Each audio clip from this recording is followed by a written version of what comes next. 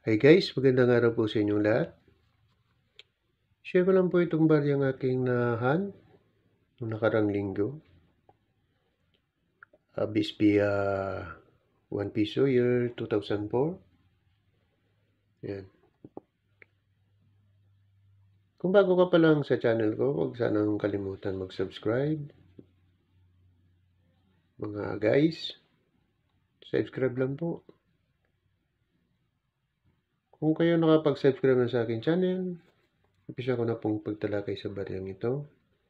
At ito po ay may error. So guys, umpisa ko na pagtalakay sa baryang ito.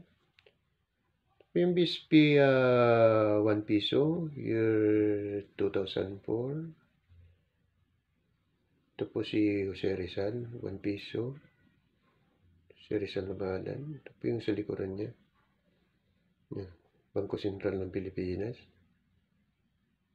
Ito po yung flag ng Pilipinas natin. Araw. Ito po naman yung Kugwel. Yan. Ito po yung harapan niya. Ito po yung Republika ng Pilipinas po, ano. Ito po yung sa ulo ni Jose Rizal, yung sa mukha niya. Mapapansin mo po yun po itong ilong niya. Ayan po, yan. Yan po, yan. Susum natin konti. Yan po. Makikita na po, no? Ito po, nakikita niyo pa po ito. Yan. Yung ilong niya nagdalawa, oh. Yan. Tsaka yung labi, ito. Tsaka yung po yung baba o chin. Yan. Doble po. So, ang tawag po sa arrow nito ay doubling. Doubling arrow po ito. Hindi po natin matawag na double die. Kasi pag double die po, pati yung mga ano nito ito, dodoble na po ito. Yan, magdodoble po yan, yung mga letra. Kaya po yung tawag lang sa ganito ay doubling lang po. Kasi ito lang po yung tama niya. So, sana mga